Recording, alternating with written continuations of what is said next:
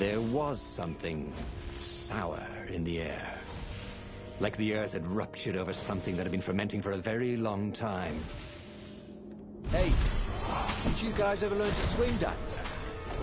Oh, well, too late.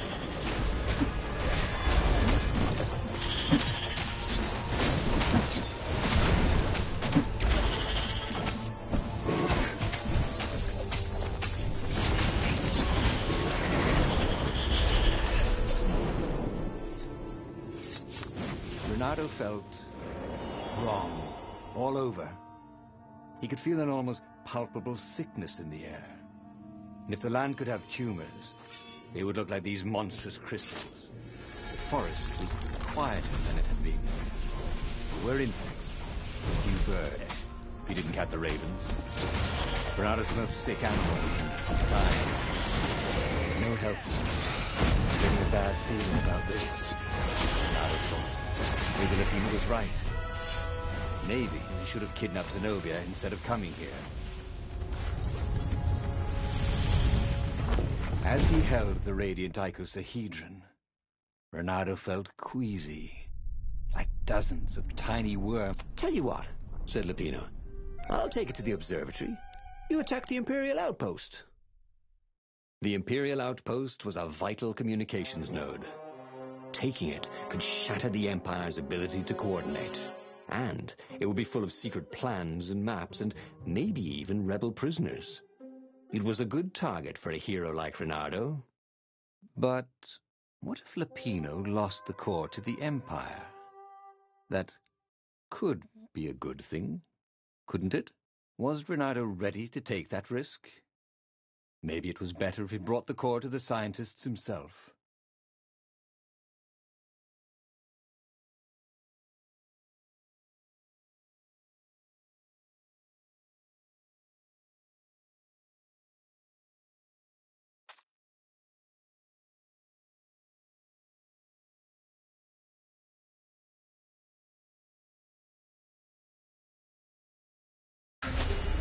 Trust me, Renato, you won't regret this. I'll treat the core like it was my own baby daughter. As the Farfarer dived towards the Nexus, Lapino was jumping up and down with excitement. Stop rabbiting around, Renato said. Lapino just stared at him. The moment the ship landed, Lapino leapt off the ship.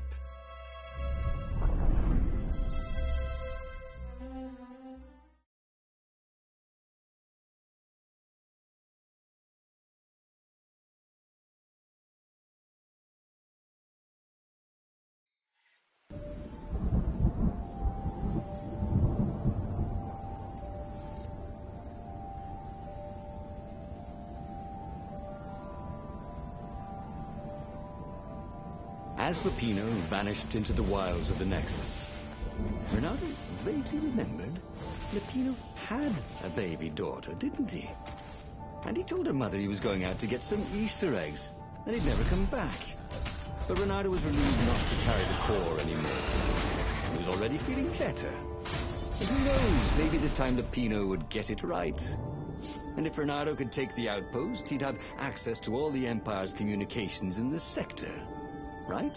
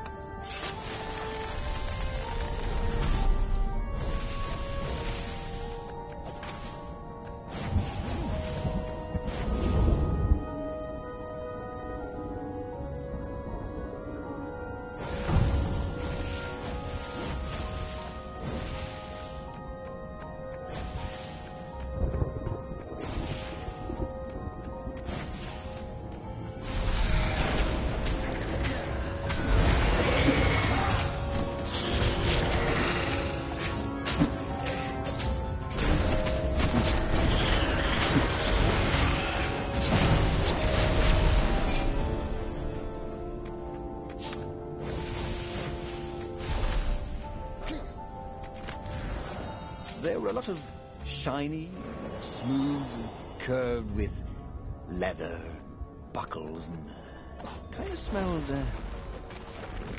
you know what? Never mind. Yes, there was also ore and other useful stuff. Renato caught his breath. His joints still hurt, but he couldn't feel the poison in his system anymore.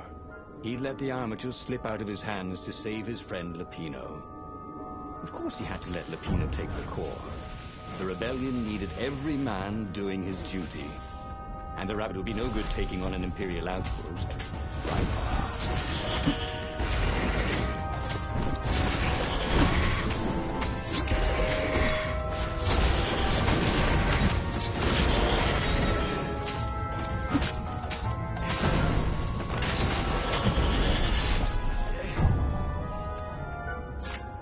Renato took the outpost with a song in his heart. Soon, he was stuffing his sack with key messages from and to the fleet. Then the far speaker toad chortled a new message. The observatory had been sacked by ravens. Lupino and all the scientists had been taken to the mountains. Why? Why had he trusted Lupino again? And now the Empire had the core. Renato hailed the rebel base to warn them. But their far speaker didn't crouch back. Was the base under attack too?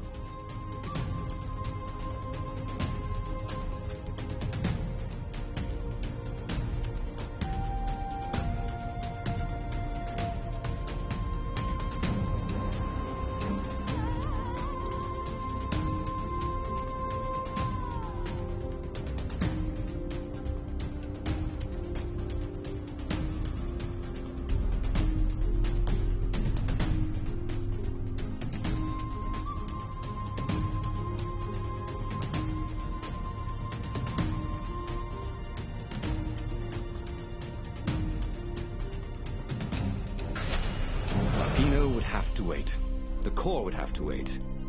Renato had a very bad feeling that something was going terribly wrong at the rebel base. Its location was secret, but secrets can be discovered.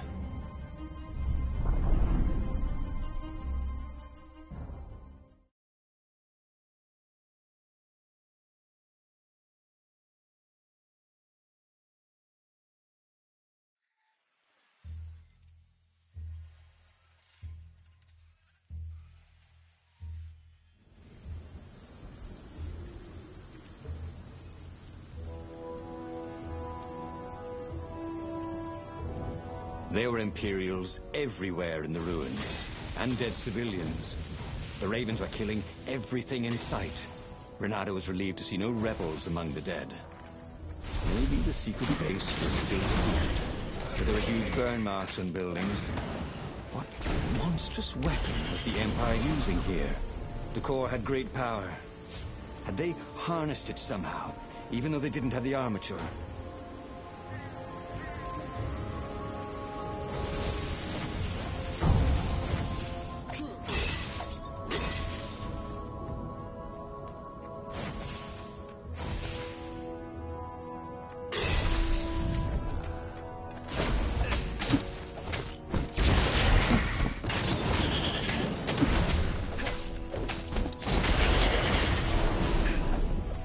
Renato thought about the intel he'd gathered from the outpost.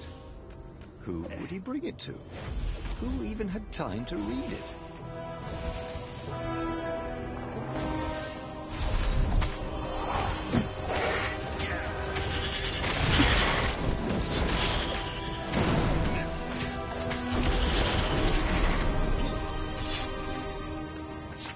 He could smell charred flesh and hear screams.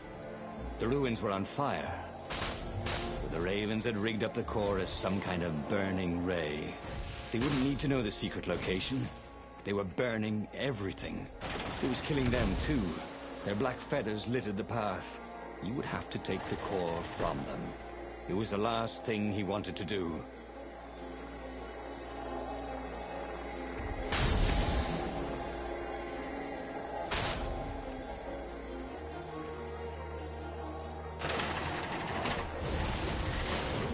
The rebel base seemed quiet. That was good. Also, it seemed to be burned. That wasn't so good.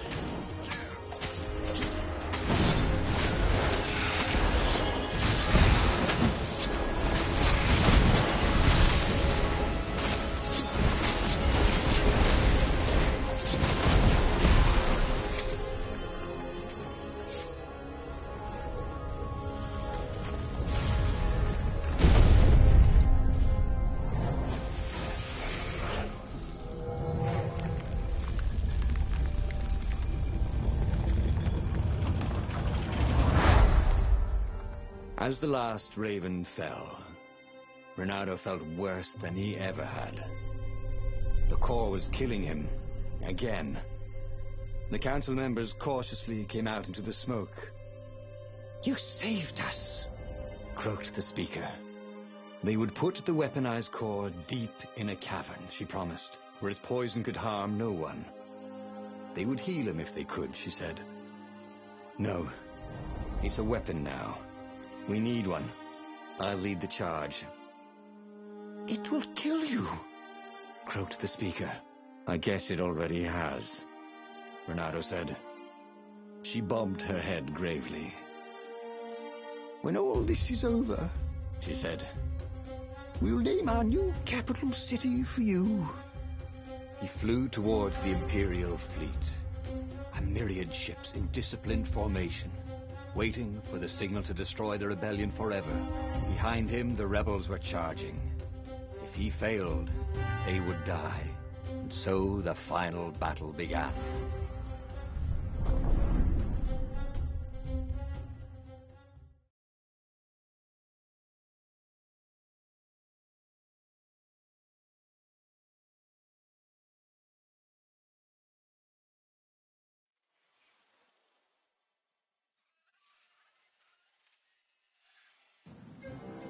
Everything hurt. It was unpleasant to fight this way. With each blow he struck with his sword, he felt weaker. Yet each time the core fired, it got brighter. As if the heat for the burning ravens and buildings only fed its hunger. He wondered where Lupino was. Wasn't he supposed to be in the battle? No. He'd been captured, hadn't he? Oh, Renato's mind was smoky now, like the burning fleet. He hoped this wouldn't take long.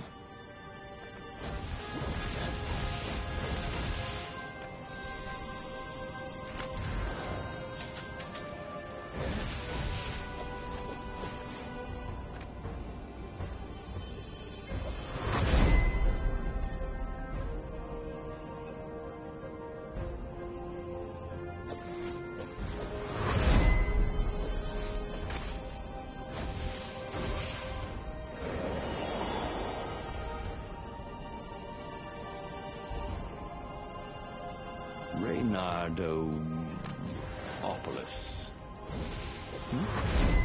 Vulpus Major? Lando Nardo. They're going to name a capital city after him. Well, he wished he had a better name. Where is Lupino? He missed Lupino's bitter outbursts. Or did he? Lupino had gotten him into this mess, hadn't he? The core was a wonderful weapon. It swept fire across the fleet. Ravens exploded in its gauge, and with every heartbeat it grew lighter. He would die. But he would die every inch a hero. Spectacularly, changing history, like the legendary heroes of yore. Or his cure. He couldn't remember anymore.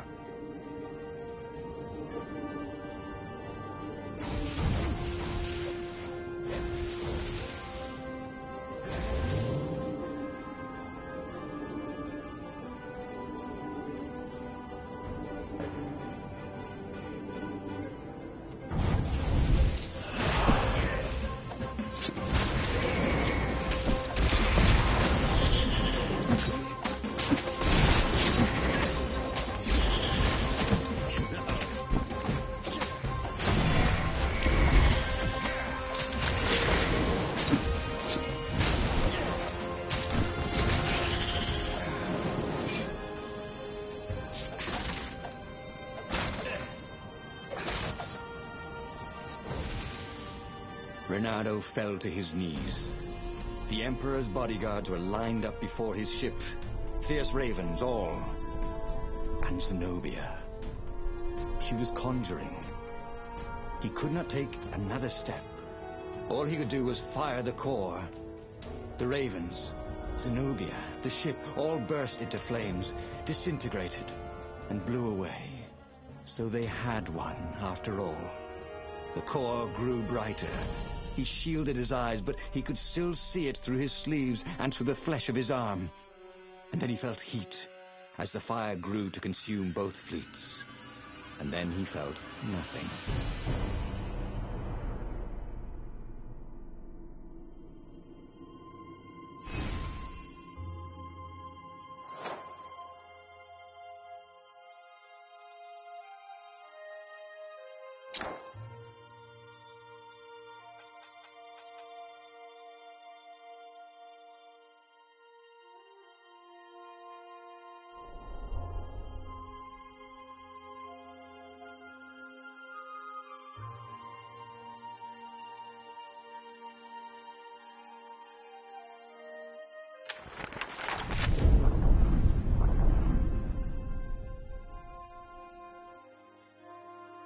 The clouds parted over the Isles of Boreas. It was time to choose. The rebellion was in trouble. Ravens were scouting for the secret rebel base. They needed a game-changer. Pieces of the Sky Ripper had surfaced. Bernardo knew that using it could go catastrophically wrong. But he was sure he could figure out how to use it safely. Also, a temple had risen out of empty desert. The Iblis stone was hidden there. It was a dangerous artifact. It could corrupt its user into a bloodthirsty monster. Maybe he could find a way to use it, to take its power without surrendering to its wickedness. And also, his old friend Lupino needed rescuing. Of course, Renato had a pretty strong suspicion that Lupino had betrayed the rebellion, and he had a gut feeling that he needed to use that to his advantage.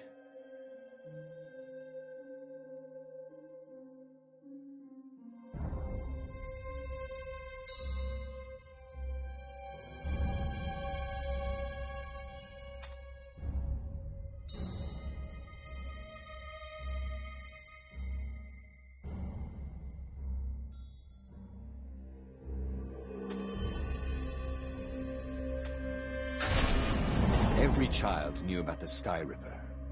The Transcendent Emperor had buried its pieces deep. And then, this Emperor's horrific sacrifices had brought it back to the surface. Bernardo wasn't exactly sure how to use the legendary weapon.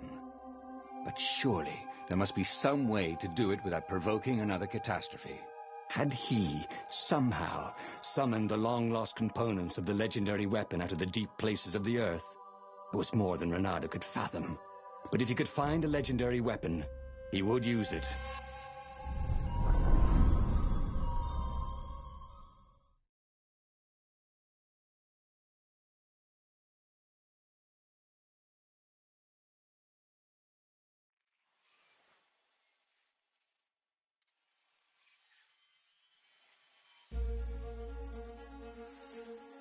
As he set foot on the island, Bernardo couldn't help feeling a bit curious. Was Lupino still waiting to be rescued? No. He was probably drinking champagne with the ravens. Did ravens drink champagne? Did rabbits? Bernardo felt oddly thirsty, come to think of it. Why had he chosen the Sky Ripper? Bernardo never made plans that required constant vigilance. He was a hero. He didn't think too much. He just went with his gut and hoped it all worked out. The Sky Ripper was a long shot. He'd have to devote himself to it. No side journeys, no rescuing old friends. That was against his nature. Could he stick with it?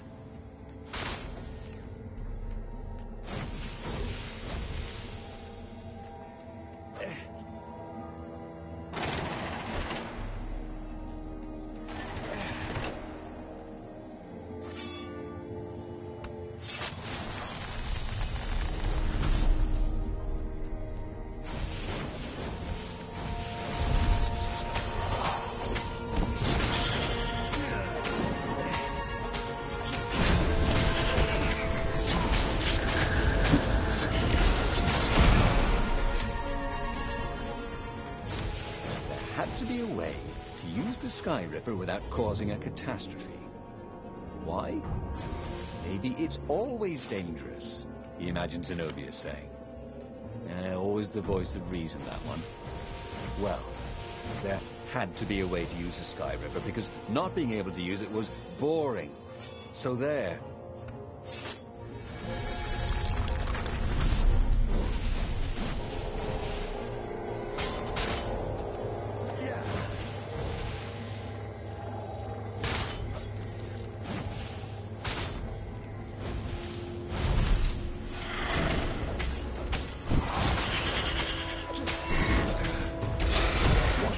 Raven can't fly. Not Bernardo.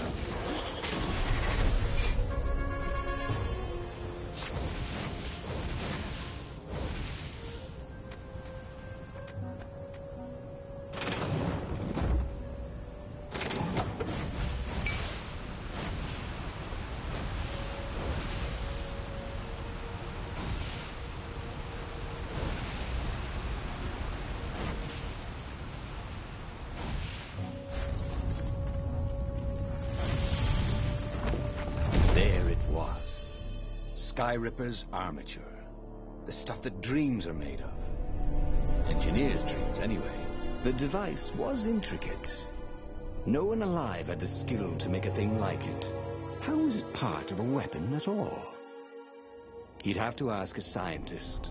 But first, he'd get the second piece. Sky Ripper had a heart.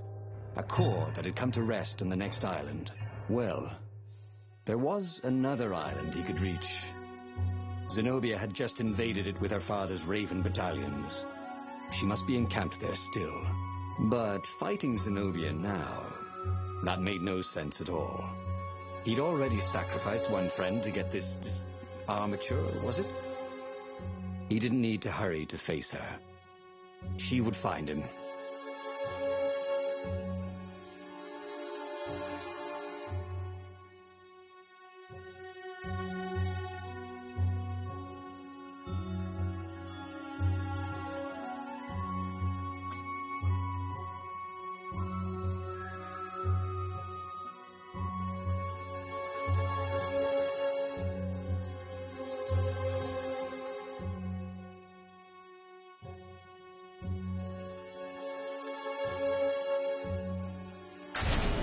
It was a no-brainer.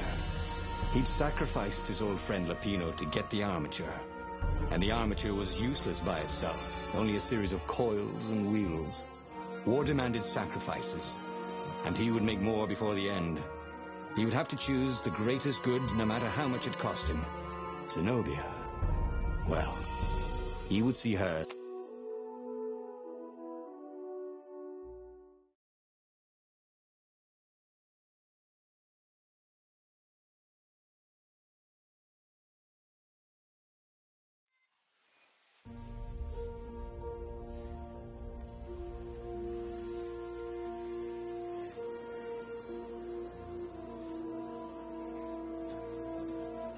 Doubt sunk in before he was even out of sight of the Farfarer.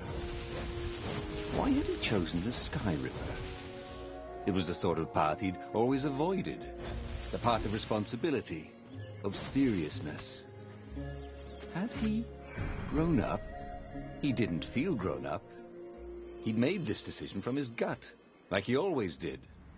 Somehow, he'd impulsively decided to stop being impulsive. Did that make any sense? There was something sour in the air. Like the earth had ruptured over something that had been fermenting for a very long time.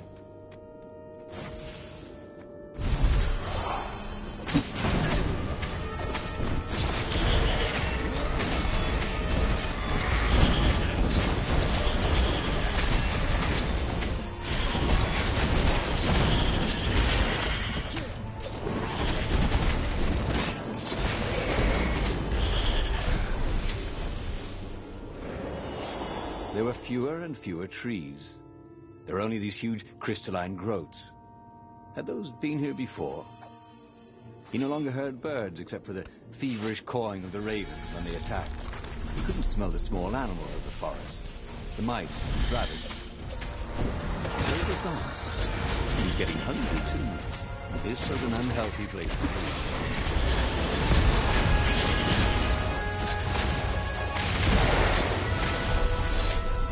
In a swirl of newly remembered knowledge.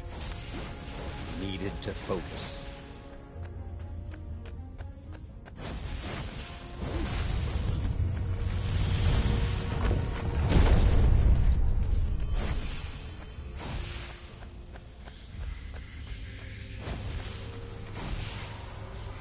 The 20-sided core made him feel physically sick. Once he had sneaked into a temple of the dark arts, and he hadn't liked what he smelt and saw there. This felt like that. As quick as he could, he wrangled the icosahedron into the armature. The wheels began to spin, then glow. The sick feeling quickly spun away. Now he only felt sad. He had lost good friends for this war apparatus. Maybe Lapino wasn't such a good friend. Yeah, that made him... He carried his prize back to the Farfarer. Now, he had to make his next move. There was a key Imperial outpost on the Nexus. If this really was some sort of super weapon, he could use it to wreak havoc on the enemy. And if it wasn't, well, better to know that before the final battle. But maybe he should show it to some scientists first. There was an observatory on the Nexus. Maybe he should go there before he fired it.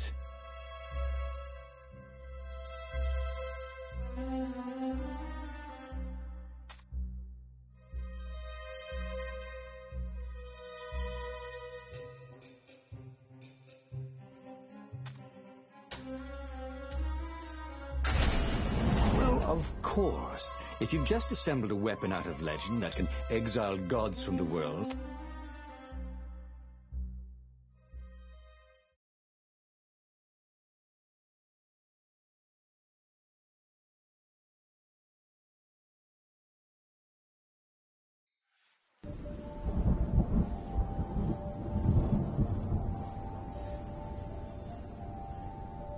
Why had the parts of the Sky Ripper only surfaced now, thousands of years after the Transcendent Emperor had dismantled it? The mad Emperor Isengrim had performed terrible, bloodthirsty rituals to invoke the lost gods. Was that why these ancient artifacts were rising out of the ground? How perfect, then, that the Sky Ripper would reappear to be his destruction. And hopefully this time, just his destruction.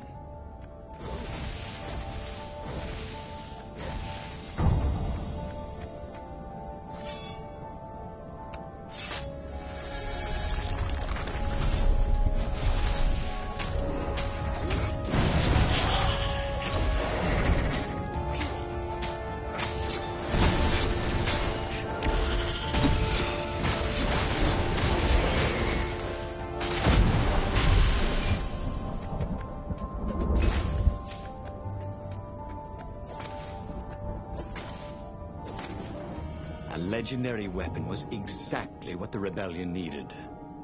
They were outnumbered. The once kind emperor had become a tyrant. But his ravens stayed loyal, for he fed them his victims, and the other animals were too frightened to rebel. Renato shuddered at what the emperor was trying to do.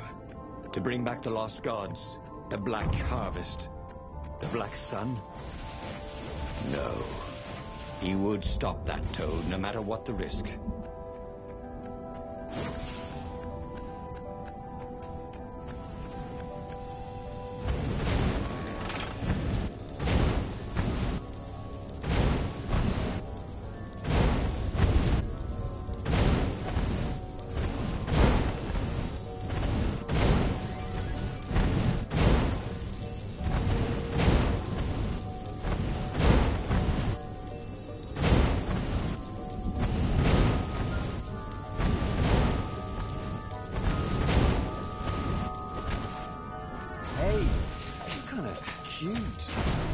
Not really.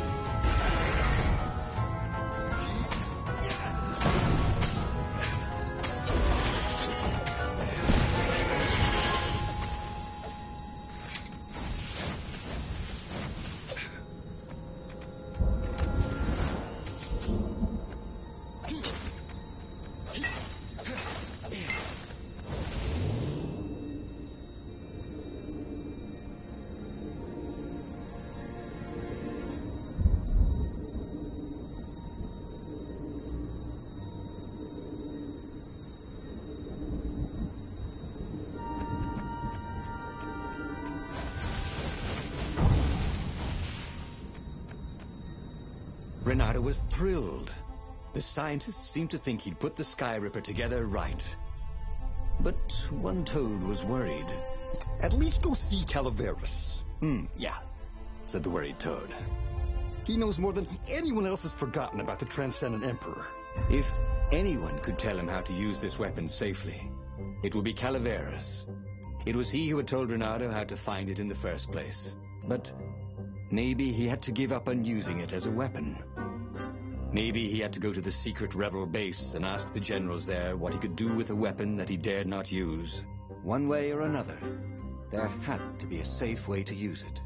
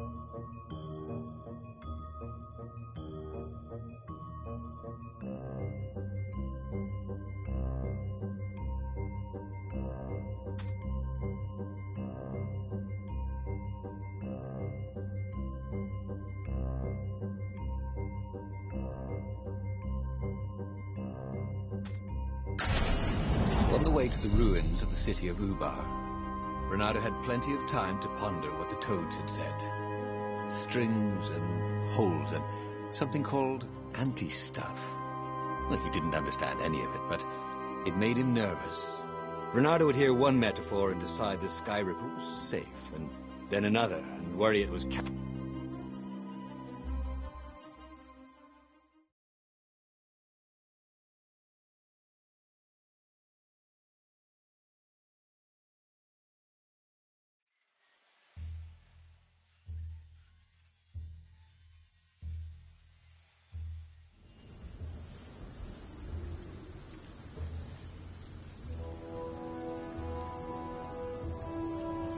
The truth was, if it wasn't safe, then it was dangerous.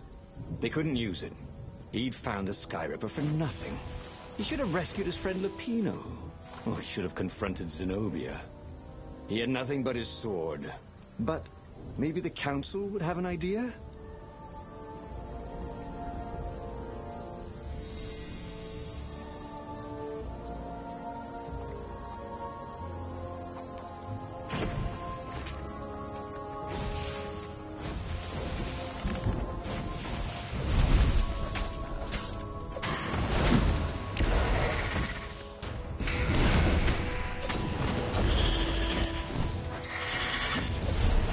The ruins. Why were so many ravens scouring the ruins? Had someone betrayed the secret base?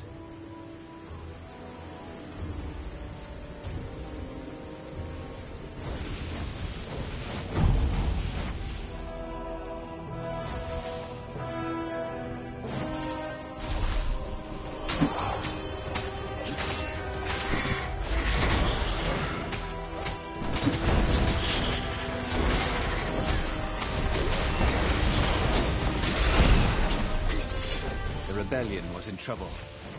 They'd have to attack, brandishing a super weapon they could not use. It could work.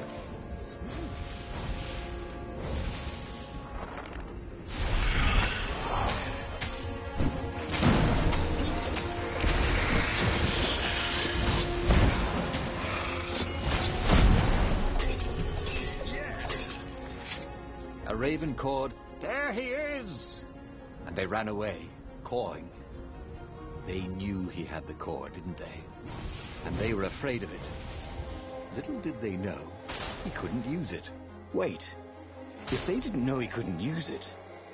Yes, a sword can be powerful without ever being drawn from its scabbard.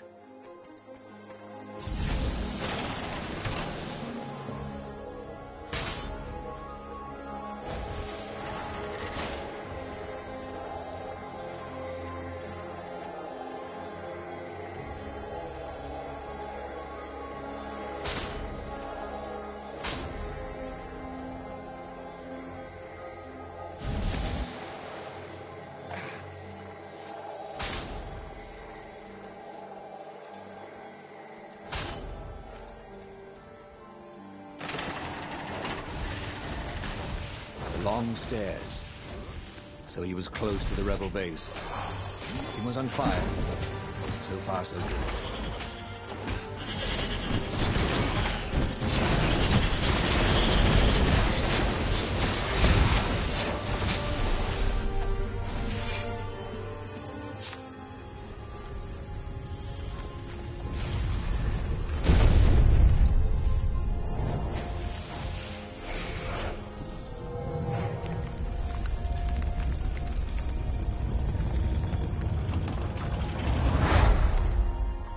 Renato barely made it to the hideout when he was shoved into a meeting room. He laid out his plan. They were shocked. Bluff the Emperor with an unusable weapon? Yeah, it's brilliant, laughed Renato.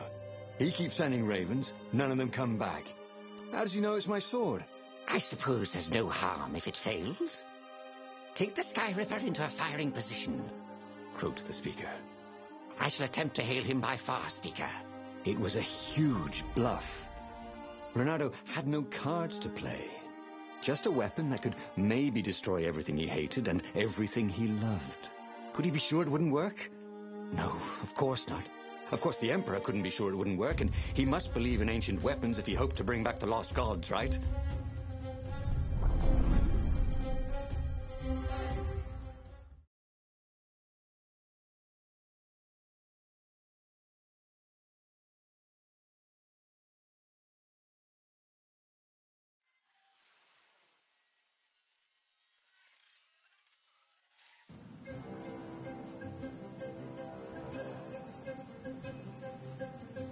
What terms could he offer Isengrim III? Now, he would have to step down, obviously. And accept the rebellion? Was that asking too much? Maybe Renato would ask him to make Zenobia Empress. Yeah, his daughter, after all. She would never sacrifice innocent kittens and puppies to bring back the lost gods. No. Renato had to seem confident. Overconfident, even. Like he was sure he could blow up the Emperor's ship to hell. I mean, who believes a cautious bluff?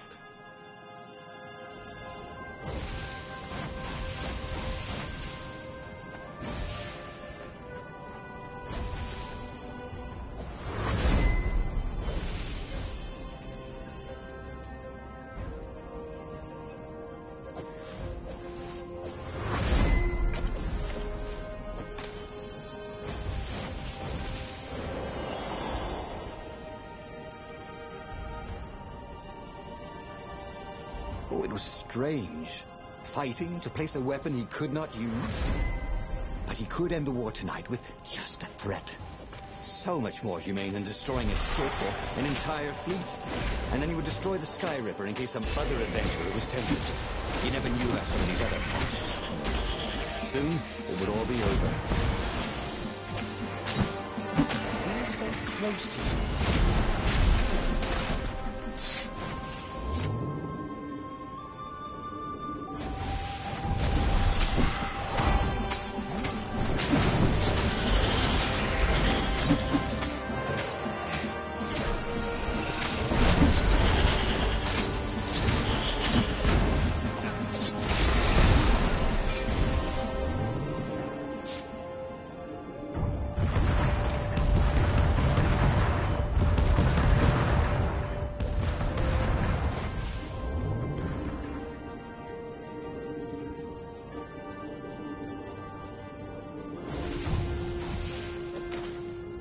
Soon he'd confront the Emperor. Again. This time, he'd make an end of it. He'd screwed up last time, but he had a good feeling about this time.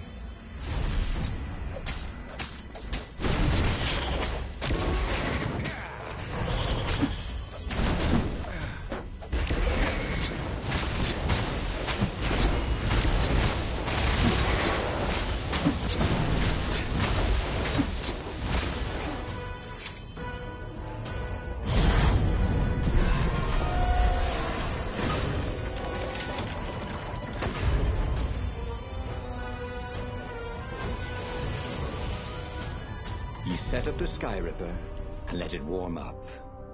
Zenobia came out, flanked by a whole platoon of ravens. I know you, Renato. You won't actually use that, she said. I know what the scientist told you. That it would totally blow up your fleet. You're reckless, Renato. Bold. Dashing. Brave. Devil-may-care. Wild. Impulsive. Hasty. Rash. Sometimes even a little harebrained. A bit feckless, even. You just don't think things through. Oh, get to the point, woman. But you're not crazy. How do you know I didn't go crazy? Demanded Renato, doing his very best to look crazy. Well, go ahead then. Press the trigger. Oh, damn her. She'd seen through him again. She never fell for his bluffs. This was the moment to do something brilliant. To come up with exactly the right thing to say, to make a heroic move. That's what heroes do. But he couldn't think of anything that wasn't obviously stupid. He was too shocked to move. Her ravens came and seized the Sky Ripper. He stared as they pushed it over the side into the abyss. Hey! Oh, I fought really hard to get that. It should never have come back. And he had to admit she was right. She had always been right. It was one of the frustrating things about her. Years later, as he rotted to his death in an Imperial prison cell, Renato was still trying to come up with something clever and heroic that he could have done in that last moment. But he never could.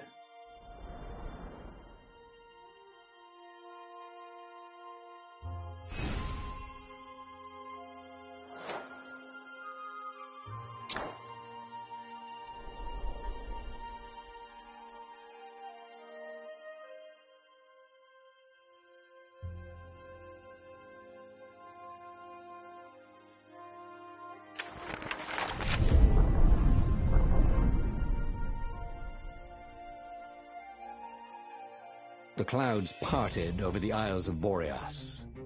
It was time to choose. The rebellion was in trouble. Ravens were scouting for the secret rebel base. They needed a game changer. Pieces of the Sky Ripper had surfaced. Renato knew that using it could go catastrophically wrong. But he was sure he could figure out how to use it safely. Also, a temple had risen out of empty desert. The Iblis stone was hidden there. It was a dangerous artifact. It could corrupt its user into a bloodthirsty monster. Maybe he could find a way to use it, to take its power without surrendering to its wickedness. And also, his old friend Lupino needed rescuing. Of course, Renato had a pretty strong suspicion that Lupino had betrayed the rebellion, and he had a gut feeling that he needed to use that to his advantage.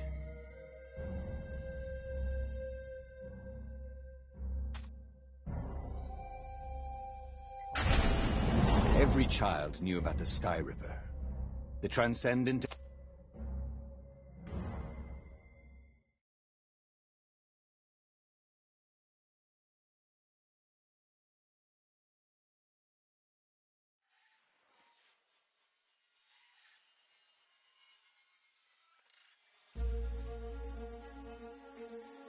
As he set foot on the island, Renato couldn't help feeling a bit curious. Was Lupino still waiting to be rescued? No. He was probably drinking champagne with the ravens. Did ravens drink champagne? Did rabbits? Renato felt oddly thirsty, come to think of it. Why had he chosen the Sky Ripper? Renato never made plans that required constant vigilance. He was a hero. He didn't think too much. He just went with his gut and hoped it all worked out. The Sky Ripper was a long shot. He'd have to devote himself to it. No side journeys, no rescuing old friends. That was against his nature. Could he stick with it?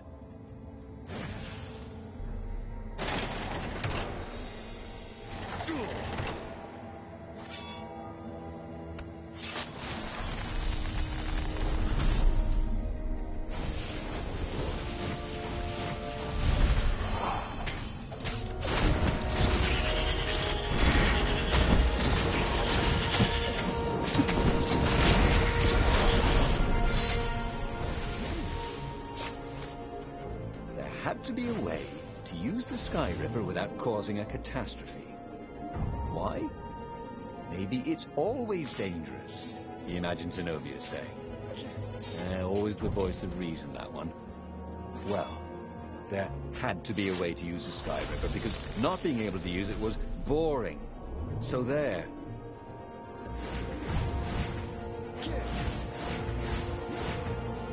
Look, it's not personal, but your mother wears army boots on her ears.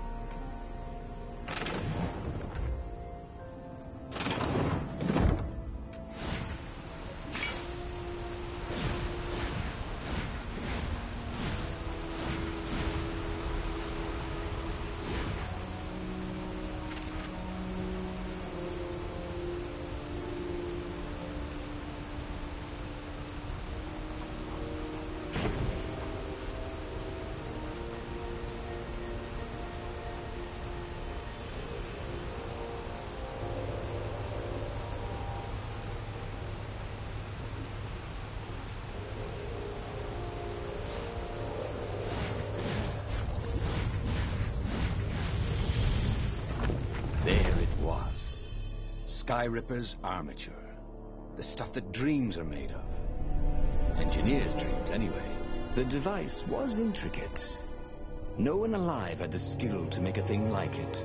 How was it part of a weapon at all? He'd have to ask a scientist.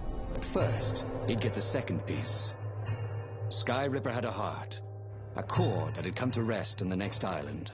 Well, there was another island he could reach. Zenobia had just invaded it with her father's Raven battalions. She must be encamped there still. But fighting Zenobia now, that made no sense at all. He'd already sacrificed one friend to get this armature, was it?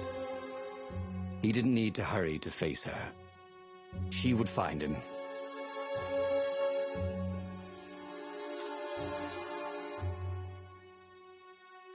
It was a no-brainer. He'd sacrificed his old friend Lapino to...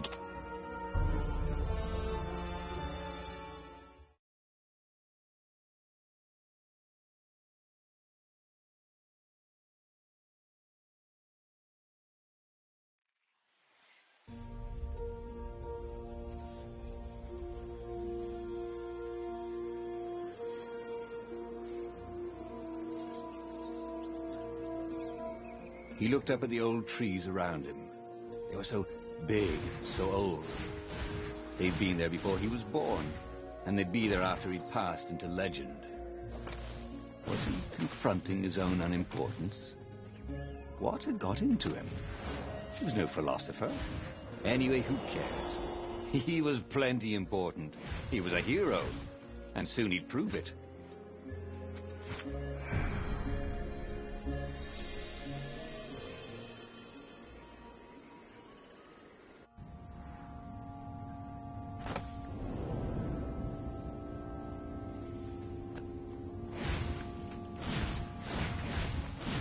There was something sour in the air. Like the earth had ruptured over something that had been fermenting for a very long time.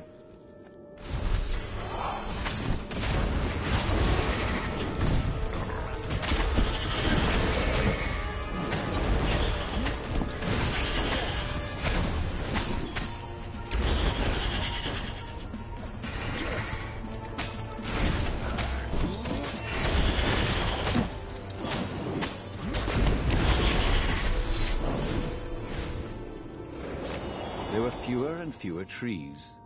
There were only these huge crystalline growths. Had those been here before? He no longer heard birds except for the feverish cawing of the ravens when they attacked. He couldn't smell the small animals of the forest, the mice and rabbits.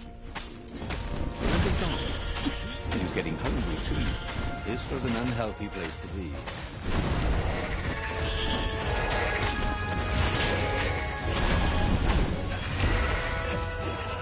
Whoa, personal space?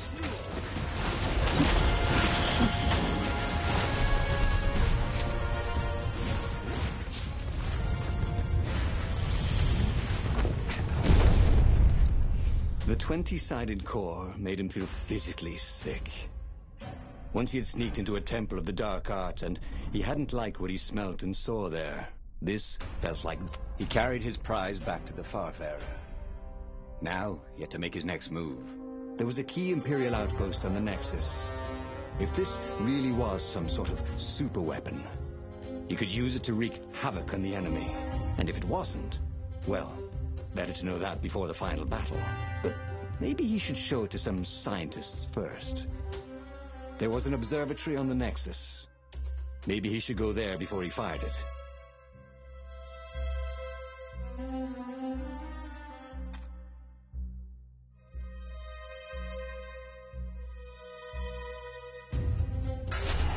Renato had never been much of a student. At sword foot...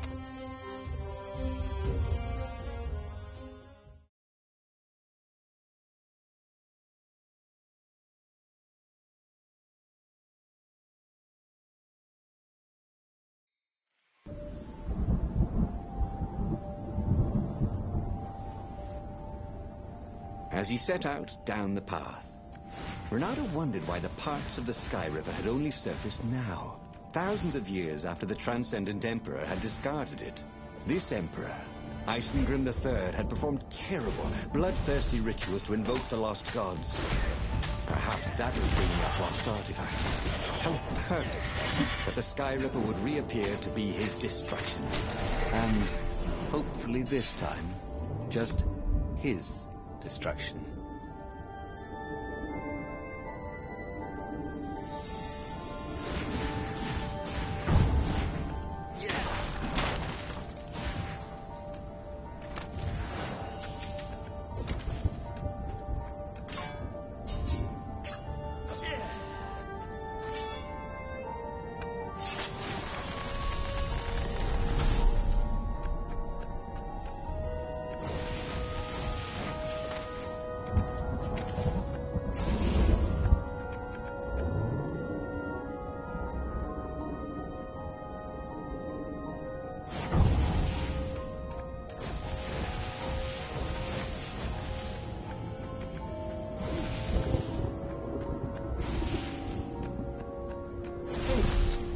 Kill your brother.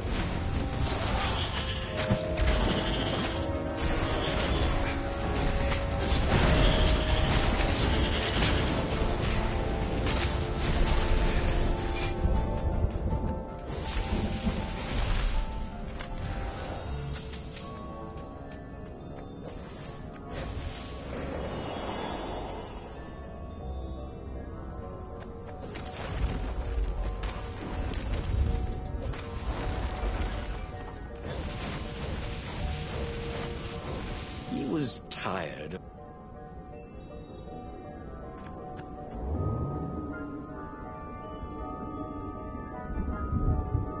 Renato had never met a weapon without a trigger or a handle. How did this thing work?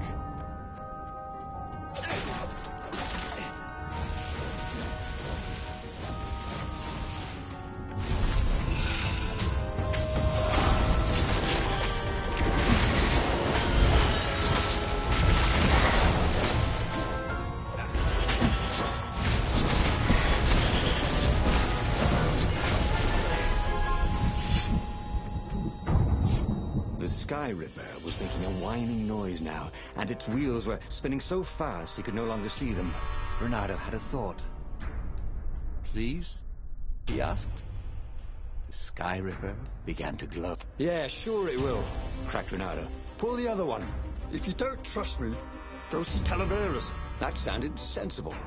Why did she always have to sound sensible all the time? Oh, it was infuriating. Of course she would say that. He was supposed to hurry and bring the Sky Ripper to the Council so the rebels could actually win the war. But what if she was right? Damn it.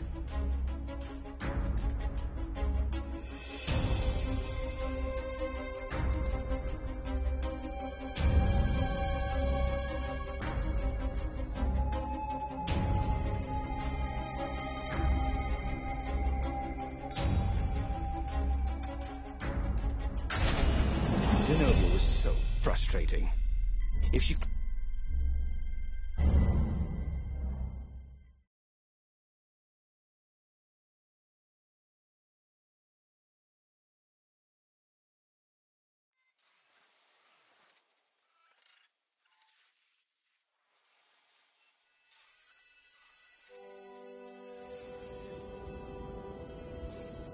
Renato landed on the island, expecting Zenobia's ambush at any moment.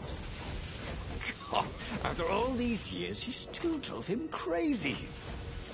Oh, unless they were part of the ambush, the obvious reasons he was meant to see to set his mind off the ones he wouldn't see.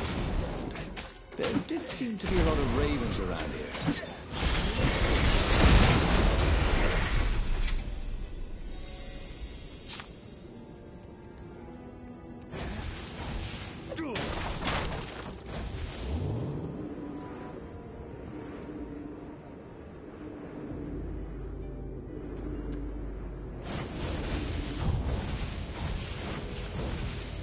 At this rate, the Imperial Army would run out of ravens.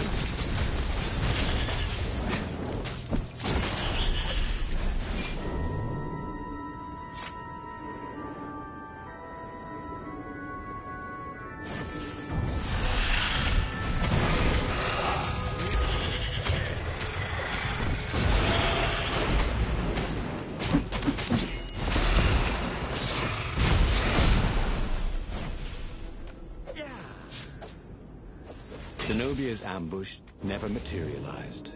Could she be sincere? Calaveras was a great scholar. Renato doubted even Zenobia could convince him to say something he didn't believe.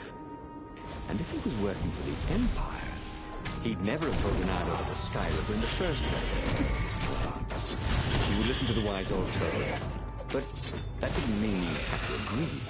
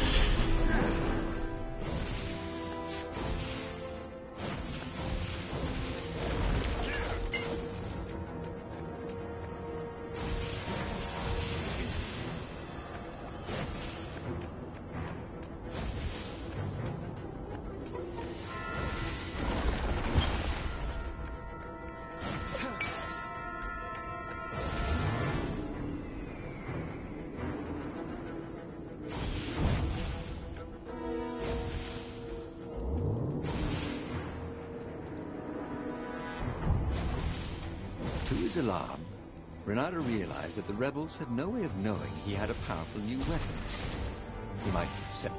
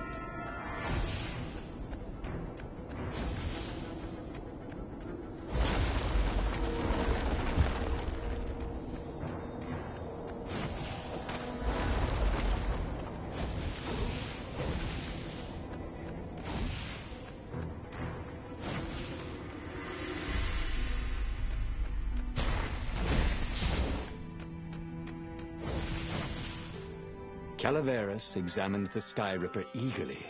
What? How often does a new relic surface? He brushed off Zenobia's warning. Oh, what does sorceresses know about physics? However, he did know a few ways to make the weapon even more precise and more powerful, and quickly went off to tinker. Soon the Sky Ripper no longer whined, but thrummed like a hummingbird taking off. It was ready for war. And so, Bernardo thanked Calaveras and took the legendary weapon to the final battle. But where were the other rebel ships? Had something happened? He could defeat the Imperial fleet with a Sky Ripper, but he couldn't govern. He was not cut out to be Emperor, and he'd no desire to be one.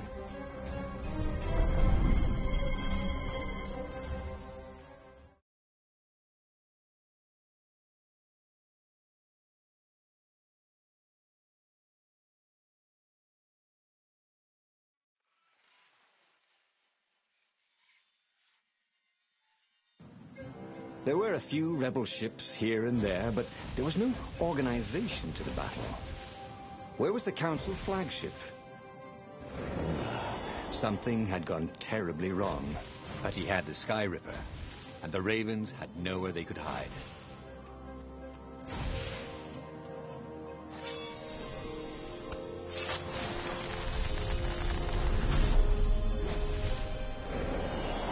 There it was again. The back door to the portal that went to the center of the fleet.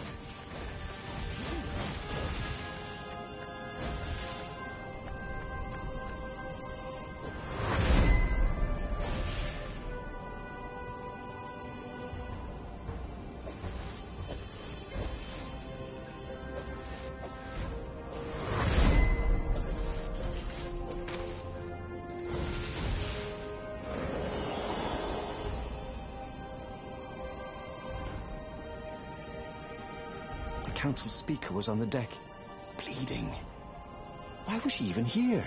They found our base, she croaked. The Council, all dead.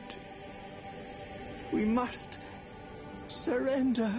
No, we could still win this, said Renato. I have the Sky Ripper. He would be a real hero and save the day, even when all appeared to be lost. You're a good boy, said the speaker, and then she died.